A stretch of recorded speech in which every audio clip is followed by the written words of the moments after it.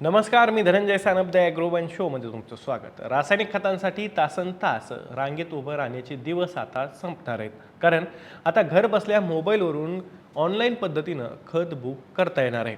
केंद्र सरकारनं रासायनिक खतांचा काळा बाजार रोखण्यासाठी आणि शेतकऱ्यांना वेळेत खत मिळावं यासाठी एक निर्णय घेतला आहे. नवीन मोबाईल ॲपच्या माध्यमातून शेतकऱ्यांना आपल्या परिसरातील खतांचा साठा, दुकानं आणि उपलब्धता थेट त्यांच्या मोबाईलवरती पाहता येणार आहे. एवढंच नाही तर हव्या त्या दुकानातून खत ऑनलाईन कुठंही बुक करता येणार आहे.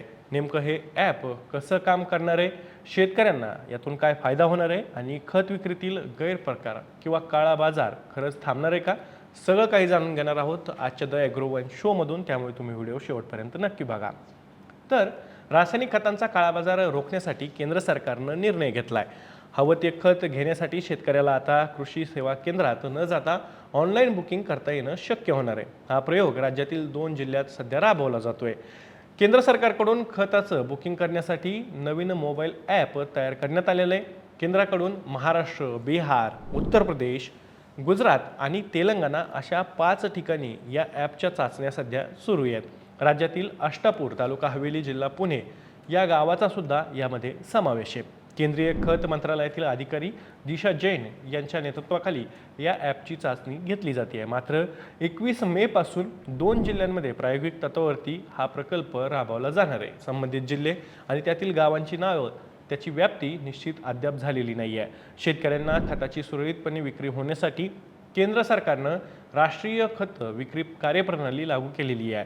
ही कार्यप्रणाली लागू करण्यासाठी मोबाईलच्या आधारे स्वतंत्र ॲप तयार करण्यात आलेलं आहे. या ॲपमध्ये शेतकऱ्याला त्याच्या 20 किलोमीटरच्या हद्दीतील कृषी सेवा केंद्रांची एक यादी आणि प्रत्येक केंद्रात त्या स्थितीला कोणत्या खताचा किती साठा आहे हे या मोबाईल ॲपच्या माध्यमातून कळणार आहे.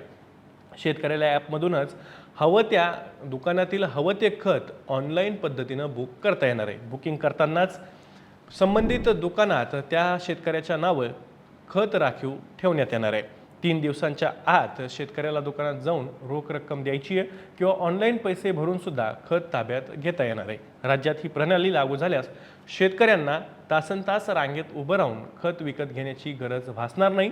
खत वितरणात पारदर्शकता येईल, तसंच अनुदानित खत विक्रीमधील गैरप्रकार नियंत्रित होईल, असंही कृषी विभागातील काही अधिकाऱ्यांचं म्हणणं आहे. सध्या महाराष्ट्रातील अष्टापूर गावात खताची ऑनलाईन बुकिंग चाचणी यशस्वी ठरलेली आहे. स्थानिक शेतकरी तसंच क्षेत्रीय कर्मचाऱ्यांनी या चाचणीचं स्वागत सुद्धा केलंय. आता ज्यावेळी शेतकऱ्यांना मोबाईलच्या माध्यमातून खताची बुकिंग करायची असेल त्यावेळेस ती कशी करता येणार आहे, तर त्यावरही एक नजर टाकूयात. तर या ॲपमध्ये आधार क्रमांक सुरुवातीला नमूद करावा लागणार आहे. ॲग्रीस्टॅगची माहिती टाकल्यानंतर आधारशी संलग्न ती करण्यात येणार आहे.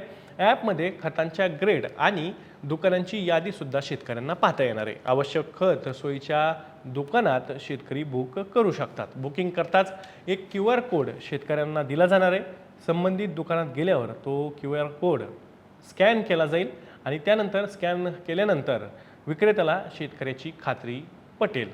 त्यानंतर विक्रेत्याकडून ई-पॉसमधून बुकिंग केलेल्या खताचं बिलसुद्धा मिळेल आणि बिल चुकते करताच शेतकऱ्याला बुकिंग केलेलं खत त्याच्या ताब्यात घेता येणार आहे. एकूणच काय तर या मोबाईल ॲपमुळं शेतकऱ्यांना ऑनलाईन पद्धतीनं खत हे घरी बसल्या बुक करता येणार आहे आणि त्यासाठीची सध्या चाचणी 2 गावांमध्ये यशस्वी झालेली आहे. पुढच्या काळातसुद्धा या पद्धतीचा प्रयोग हा राज्यामध्ये केंद्र सरकारकडून राबवला जाणार आहे आणि त्यानंतर शेतकऱ्यांसाठी हे मोबाईल ॲपसुद्धा उपलब्ध करून देण्यात येणार आहे. हे ॲप आल्यानंतर त्याचा वापर नेमका कसा करायचा याचासुद्धा आपण एक डेमो तुमच्यासाठी खास घेऊन येणार आहोत. मी या माहितीसोबत होताच इथेच थांबतोय. तुम्हाला ही माहिती कशी वाटलेली आहे, तुमची प्रतिक्रिया कमेंटमध्ये नक्की सांगा. अशाच नवनवीन माहितीसाठी ॲग्रोवनच्या यूट्यूब चॅनलला तुम्ही अजूनही सबस्क्राईब केलेलं नसेल तर लगेचच सबस्क्राईब करा. व्हिडिओ जास्तीत जास्त शेतकऱ्यांपर्यंत पाठवण्यासाठी व्हिडिओला लाईक आणि शेअर नक्की करा. आपण पुन्हा भेटू. तोवर तुम्ही तुमची आणि तुमच्या जवळच्या माणसांची काळजी घ्या.